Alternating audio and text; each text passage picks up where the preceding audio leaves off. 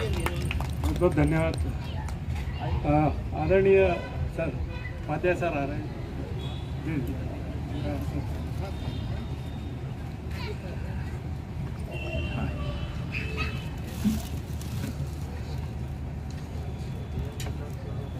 समय की बाध्यता है, इसलिए बहुत लंबा कोई वक्तव्य मैं नहीं दूंगा। मंच पर उपस्थित सभी वक्तागण और हमारे बीच जनजातीय जो विमर्श हो रहा उसकी किंवदंती पुरुष दादा वसंत निर्गुणे बैठे हुए हैं, मैं उनका हृदय से नमन करता हूं। यहाँ उपस्थित सभी विद्वत मनीषी, अभी हमने सभी बड़े विचारोत्तेजक वक्तव्य सुने, विशेष रूप से पंकज जी का, उसके पूर्व आपका टेटे जी का और अभी बहन का। तो ये इन वक्तव्यों के माध्यम से हम समझ पाए हैं कि वो जनजातीय चेतना के अंदर क्या सुलग रहा है। असल में कंठ की जो बात कर रहे थे, हमारे यहाँ भाषा तो बहुत बाद में आई और हमारे यहाँ कंठ ही वह सिंहासन है जिस पर भाषा का राजा बैठकर शब्दों के संसार पर शासन करता है। यदि शब्द जो है, जब तक उसकी प्रजाति के शब्द हैं उसकी सत्ता है, और जैसे ही वो प्रजाति के शब्द विरल हुए, विलुप्त हुए या नष्ट हो गए, चले गए, तो फिर वह भाषा का, उस भाषा का सिंहासन डोलने लगता है। और वह सिंहासन डोलते डोलते एक समय ऐसा आता है जब वह भाषा उस सिंहासन से उतार दी जाती है, फिर किसी दूसरी भाषा का राज आरंभ हो जाता है। शब्द बदल जाते हैं, शब्द विरल हो जाते हैं, शब्द परिवर्तित हो जाते हैं, और जिसका बाहुल्य होता है वह भाषा हमारे यहाँ फिर से प्रभावी हो जाती है, वह बोली जाने लगती है।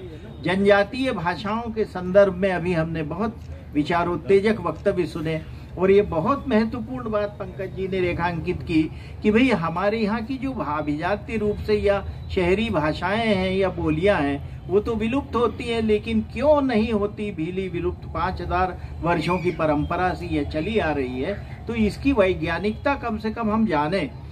हमारे यहाँ दो शब्द हैं, एक है विलुप्त होना, एक होता है विलीन होना। विलीन तो पंचभूत में देह हो जाती है, विलीन हो गई, देह चली गई, उसके बाद हमें मालूम नहीं। लेकिन विलुप्त होने के लिए जो इंडेंजर्ड शब्द है ये मुझको उपयुक्त नहीं लगता है। विलुप्त होने का मतलब यह है डिसअपियर होना, अदृश्य हो जाना, जिसमें उसके पुनः प्रकट होने की संभावना विद्यमान रहती है, और उसी आशा के सहारे तो हम जीवित। इसलिए हमें मानना चाहिए कि ये भाषा जो है जो वो विलीन नहीं हुई है। हमें इतना ज्यादा निराश होने की आवश्यकता भी नहीं है। भाषा हमारे यहाँ विलुप्त हो गई है। अभी आंकड़ों की बात हम यदि करें तो बहुत सारे आंकड़े हैं, और जो मैसूर के जो भाषा के संस्थान का आपने उदाहरण दिया, संदर्भ दिया है, वो पूरा का पूरा सर्वेक्षण करता है। अभी जो नवीनतम 21-22 के आंकड़े आए हैं जिसमें 586 भाषाओं के संबंध में कहा गया है कि केवल वो भाषा बोली जाती है, बाकी लगभग विलुप्त होने की कगार पे है या विलुप्त हो गई है, वो अपनी जगह है। और फिर उसके बाद हमारे यहाँ लिंग्विस्टिक सेंटर जो है JNU का, वहाँ भाषा संबंधी काम होता है। भारत शासन का गृह मंत्रालय जो है वह यह कार्य करता है।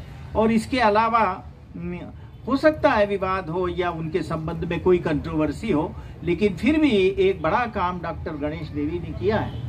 उन्होंने अब 2010 में 850 भाषाओं का सर्वेक्षण किया, और 850 भाषाओं में से उन्होंने 250 भाषाएं ऐसी आइडेंटिफाई की, ऐसी पहचानी जो विलुप्त हो रही हैं।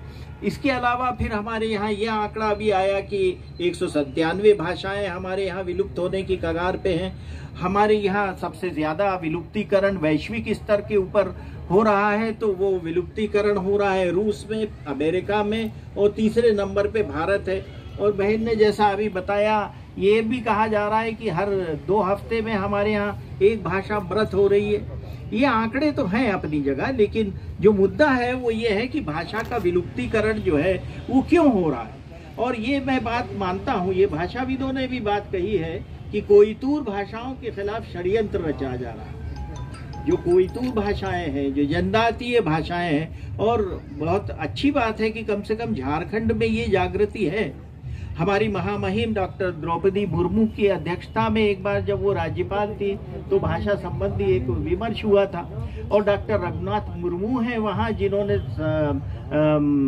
एक भाषा जो है उसका 25 वर्ष पहले उसका स्क्रिप्ट बनाया है संथाली भाषा का, जिसको बच्चे पढ़ रहे हैं।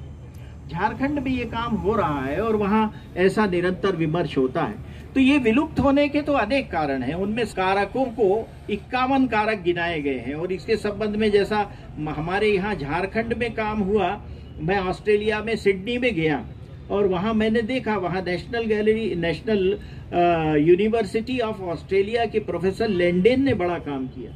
उन्होंने कहा है कि 6000 भाषाएं जो हैं इनके संबंध में काम हुआ है, और डॉक्टर गणेश देवी की अब योजना है कि वो अंतर्राष्ट्रीय स्तर के ऊपर भी ये भाषाओं के विलुप्तीकरण के बारे में सोचेंगे, बात करेंगे। हमारे यहाँ भाषाओं के विलुप्त होने के अभी जैसे बहन ने भी गिनाए, अभी अनेक कारण गिनाए, समय नहीं है, लेकिन हमारे यहाँ विलुप्तीकरण का कारण जो पहचाना गया है वो ये है कि हमारे यहाँ की जो तटीय राज्यों के अंदर बोली जाने वाली भाषा हैं, वहाँ ये मछली पालन की नई तकनीक के कारण जो पलायन हो रहा है वो एक कारण है। भाषाविद एक कारण नई सड़कों का बनना मानते हैं कि जो नई सड़क बनी उनके कारण पलायन बढ़ गया, और पलायन बढ़ गया इसलिए विलुप्तीकरण हो रहा है। तकनीक के कारण विलुप्तीकरण हो रहा है, अंग्रेजी के कारण विलुप्तीकरण हो रहा है। ऐसे अनेक कारण हैं, विस्तार में जाने की अभी आवश्यकता नहीं है समय की बाध्यता देखते हुए, लेकिन इनके संरक्षण के लिए जो चिंता है वो मैं करता हूँ, बहुत जायज चिंता है। और हम सब लोगों का ये दायित्व है कि जनजातीय भाषाओं के संरक्षण के लिए विशेष रूप से प्रयास करें। और वहाँ जो टोटम की भाषा है, जो जनजातीय विमर्श की भाषा है, जो आपने बताया संकेत की भाषा, उस भाषा के संबंध में हमें निरंतर शोध करके और उसके संरक्षण का प्रयास करना चाहिए। अनेक मुद्दे हैं हमारे यहाँ। बंजारे लोगों के संबंध में तो भाषा इसलिए विलुप्त हो रही है क्योंकि उनके ऊपर ये आक्षेप लगा दिया जाता है कि ये लोग जो हैं ये अपराधी वृत्ति के हैं, तो वो कहीं अपनी भाषा के कारण न पहचान लिए जाएं, इसलिए वो अपनी भाषा बोलना छोड़ दिए। एक सर्वेक्षण ये भी कहता है। तो ये जो है ये इस प्रकार की चिंताओं के बारे में विमर्श करने की आवश्यकता है।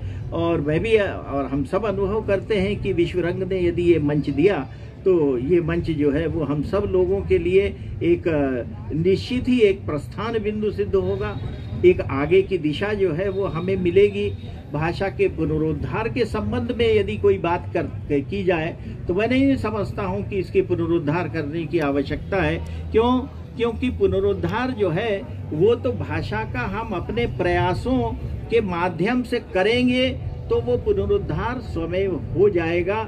हमारे यहाँ का कवि जो है वो बड़ा आश्वस्त है कि विश्व भाषा के जो शब्द विलुप्त हो गए थे, श्रीकांत जोशी कहते हैं, वे शब्द फिर लौटेंगे निश्चय, वे शब्द फिर लौटेंगे ब्रह्मांड के खंड खंड होने से, लेकिन लौटेंगे समय के कहने से। इसलिए हमें समय पर और हमारे प्रयासों के प्रति आश्वस्त होना चाहिए। और इसी आशा के साथ मैं अपना वक्तव्य को विराम देता हूँ।